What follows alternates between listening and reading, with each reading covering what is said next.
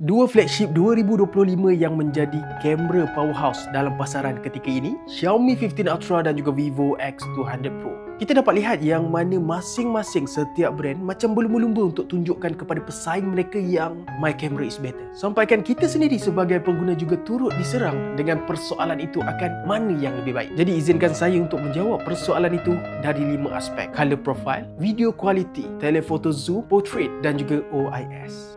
Pertama sekali, kita semua tahu yang Xiaomi berkolaborasi dengan Leica dekat model 15 Ultra, manakala Vivo X200 Pro pula berkolaborasi dengan Zeiss, di mana masing-masing ada color profile tersendiri. Disclaimer, sebelum aku tunjukkan perbandingan yang lebih dalam lagi, aku nak bagi tahu yang hasil gambar yang bakal korang lihat ni ditangkap menggunakan mode Zeiss Natural pada Vivo X200 Pro dan juga Leica Authentic pada Xiaomi 15 Ultra. Kenapa? Sebab aku nak dapatkan foto dengan color accuracy yang paling hampir sekali dengan warna dunia sebenar.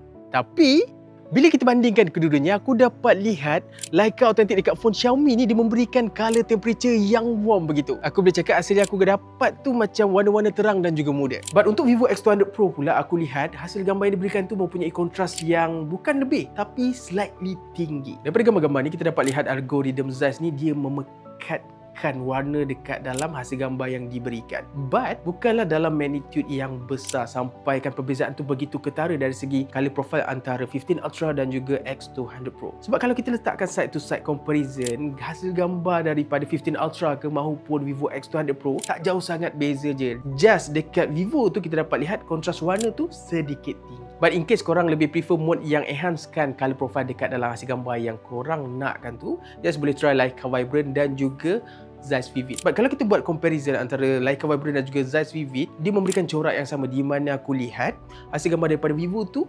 kontras dia slightly tinggi daripada Leica Vibrant. Satu benda yang korang kena ingat, untuk aspek ni sebenarnya dia bergantung kepada minat dan juga cita rasa masing-masing.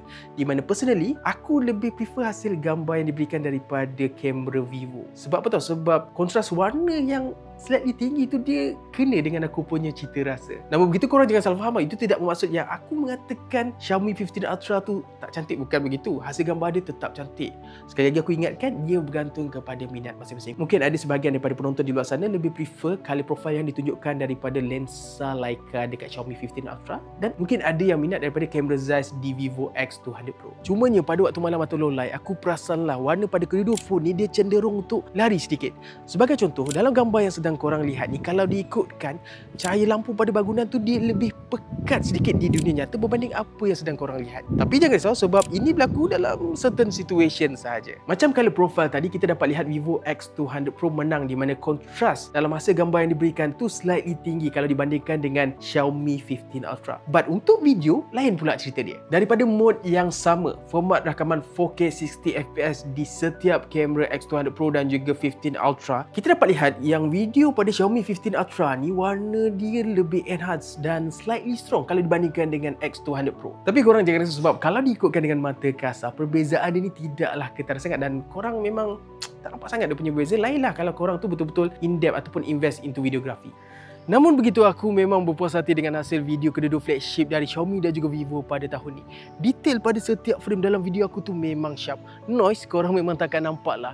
Fokus dia pun on point, dan yang paling pentingnya dia stabil. So untuk Vivo, aku boleh cakap kedua-duanya memberikan hasil yang cemerlang. Aku memang suka baik dari Xiaomi maupun Vivo. Buat penonton kat luar sana yang mungkin tahu kedua-dua flagship 2025 ni memang memfokuskan fotografi, baik dekat Xiaomi 15 Ultra ataupun Vivo X200 Pro. Dan masing-masing setiap satu mempunyai kamera telefoto 200 megapiksel. Namun begitu, Xiaomi 15 Ultra menyokong hingga 120 kali digital zoom berbanding 100 kali digital zoom sahaja dekat Vivo X200 Pro. Dari segi keseluruhan, aku dapat lihat hasil gambar yang agak mirip dan tak jauh sangat beza dia dari segi detail, sharpness dalam focal length yang sama dekat kedua-dua phone ni, which is 23 hingga 46mm. Tetapi pada focal length yang jauh dekat Vivo X200 Pro ni, aku lihat subjek masih lagi jelas dalam gambar. And surprisingly, dia tidak pecah ataupun overexpose. And hasil gambar yang hampir sama jugalah yang aku dapat dari Xiaomi 15 Ultra.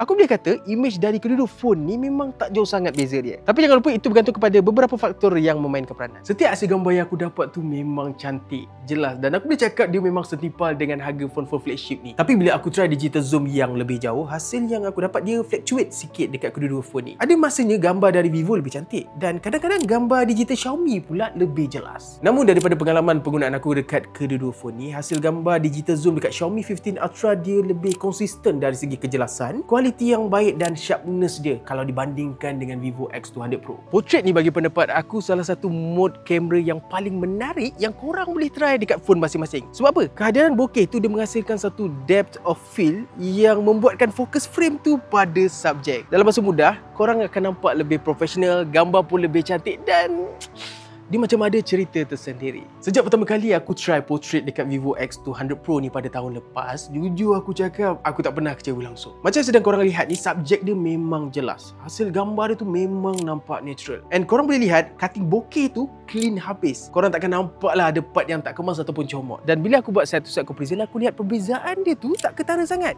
Di mana Xiaomi 15 Ultra berikan portrait yang lawa. Sama juga, bokeh dia kemas dan nampak natural. Cumanya kalau dekat Vivo X200 Pro ni, portrait dia tu lebih fleksibel sebab korang boleh try pelbagai jenis bokeh macam plana, biota, dystogen, cineflare dan lain-lain. So dekat sini aku boleh cakap Vivo yang menang lah sebab dia memberikan pelbagai efek bokeh kepada korang untuk korang cuba. Setiap phone flagship ni macam yang kita tahu ada OIS yang telah pun dipertingkatkan. Yang ini aku puji kedua-duanya. Sebab dalam perbandingan, I enjoy every minute of it of using either Xiaomi 15 Ultra ataupun Vivo X200 Pro. Sebab aku ni jenis point and then snap. Bila aku nampak view yang cantik je, aku terus shoot. And it is amazing guys. Sebab aku tak perlu risau gambar tu kabur ke, sharpness dia lari ke. And kedua-dua phone ni sesuai untuk orang kat luar sana yang tangan dia tu tak boleh duduk diam. Jenis menggeletar je bila nak tangkap gambar ataupun pegang phone tu lama sedikit. Sebab bila aku zoom, susah untuk aku aim ataupun letakkan center focus dalam viewfinder tu dekat subjek. Dan disebabkan dia pada zoom yang jauh, bila aku gerak sedikit, jauh pula pergi dia. Tu yang buatkan aku rasa renyah lah kadang-kadang. Dalam bahasa mudah, fokus dia tu susah sikit nak stabil bila korang handheld. Namun seandainya korang lebih suka rakam video ketika korang berjalan and etc., korang tak perlu risau pasal isu ni sebab aku boleh cakap berdasarkan pengalaman penggunaan aku, rakaman video dekat 15 Ultra ataupun Vivo X200 Pro ni memang stabil dan juga firm. Lagi satu benda yang aku nak highlightkan, kalau korang guna kedua-dua phone ni secara ekstrim, contohnya kamera tu sentiasa on, kejap-kejap tangkap gambar, rakam couple of video yang durasi ni tu panjang, korang akan perasan phone ni agak panas weh. Tapi perkara tu normal je tau. Sebab apa? Bila korang guna kamera untuk videografi ataupun fotografi dalam jangka waktu yang agak lama, dia punya ISP, contohnya V3 Plus dekat Vivo X200 Pro ataupun AISP dekat Xiaomi 15 Ultra tengah kerja kuat gila, running kau-kau dan guna banyak power. And when that happen, korang akan perasan apa tau? A very drastic drop in battery percentage, which is, as I mentioned before, perkara tu normal saja. Korang tak perlu risau, okay? Baiklah, sekarang ni kita telah pun sampai penghujung video Wiser kali ini, perbandingan antara Xiaomi 15 Ultra dan juga Vivo X200 Pro. Yang mana satu untuk anda tentukan? Untuk anda pilih?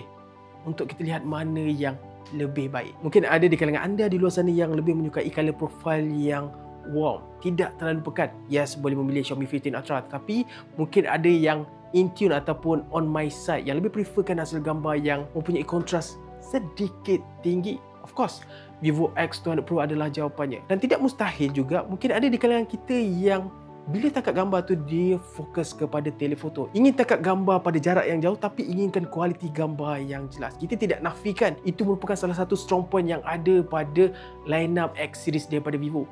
Namun begitu, kualiti telefoto yang diberikan oleh Xiaomi 15 Ultra juga tidak kurang hebatnya. Tidak juga saya lupakan kepada golongan di luar sana yang suka berjalan-jalan sambil merakam video melalui kamera phone mereka. Of course, Vivo X200 Pro ataupun Xiaomi 15 Ultra sekalipun, kedua-duanya memberikan kualiti video yang sama hebat, sama padat. And yes, ada juga terutamanya di kalangan pengguna wanita yang suka menangkap gambar dalam mode portrait, di mana mode portrait tu dia enhancekan lagi subjek dalam gambar, membuatkan hasil gambar yang kamu dapat tu ada cerita, ada story tersendiri. Kedua-duanya 15 Ultra mahupun X200 Pro, portrait mereka memang cantik. Tapi jangan pula kita lupa Vivo X200 Pro memberikan kita lebih flexibility dalam mode portrait, di mana kita boleh memilih pelbagai bokeh efek untuk kita gunakan dan juga buatkan hasil gambar portrait kita itu nampak lebih unik and more presentable dekat social media. Jadi berdasarkan segala aspek perbandingan yang telah pun saya kongsikan kepada anda di luar sana, berbalik kepada persoalan pada awal video ini, mana yang lagi baik?